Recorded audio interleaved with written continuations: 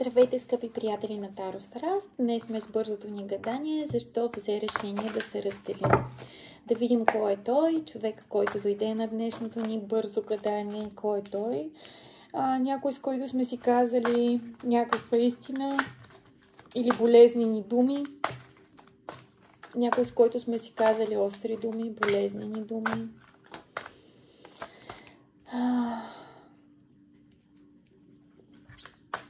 Някой, който се е опитал да постъпи справедливо спрямо нас и ситуацията. Някой, който е искал да продължи напред, без да ни мами, без да ни лъже, без да ни кара да го чакаме и да ни създава на празни илюзии. Някой, който не е бил уверен в бъдещето и това какво иска и очаква.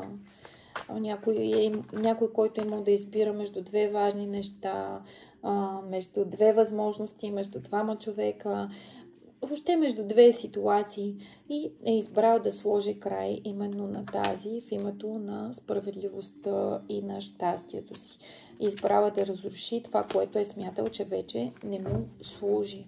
Добре, да видим защо взе решение да се разделим. Защо взе решение да се разделим? Защо взе решение да се разделим? Защо взе решение да се разделим?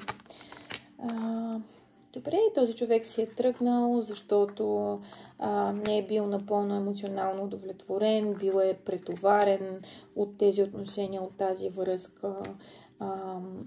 Искал е повече стабилност, искал е повече забавления, искал е повече свобода, или ние сме искали твърде много стабилност от тези отношения, а той е искал повече забавления, очаквал е да бъде по-леко, по-лежерно, по-приятно, но всъщност тази връзка се е оказала не такава, каквато той е искал и в следващия момент всички тези емоции, чувства, ангажименти и задължения са му дошли повече и той е избрал да последва нова посока и избрала е да смени дестинацията, да смени човека, да смени начина, да живее по-леко.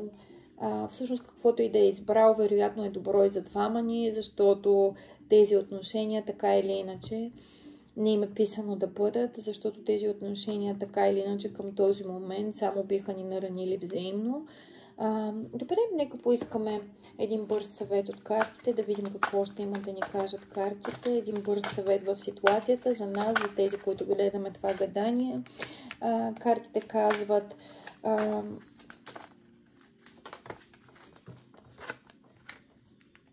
имайте ясна идея какво е важно за вас. Вероятно, вие сте тези, които сте искали семейство и благополучие, а този човек не е могъл да ни го даде. Този човек е бил воден по-скоро от страстта си, този човек е бил воден по-скоро от желанието си и това е пораждало конфликти между нас. Знаете как е, ако един иска сериозна и ангажираща връзка, другия иска да получава удовлетворение, иска да среща нови хора, да бъде с нови хора, да бъде на нови места. Не е справедливо нито спрямо единия, нито спрямо другия. И по-скоро тук сте се разминали в желанията си и в ценностите си, но просто той не е могъл да устои. Били сме прекалено апетитна хапка за него, били сме твърде съблазнителни и за това се е случило това. Картите и вижте си ли казват: избистрете концепцията си, избистрете представата си, какво точно искате от живота, за да може висшите сили да ви го дадат, да го получите.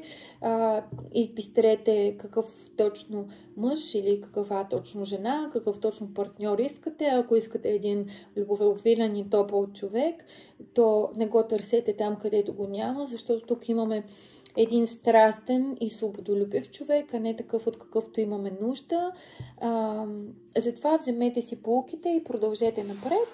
Радвам се, че бяхме заедно. Ако все още не сте ме последвали и не сте харесали канала ми, моля, направете го сега. За повече въпроси относно лични четения и карти, не се колебайте да ме потърсите. До скоро виждане, мили приятели!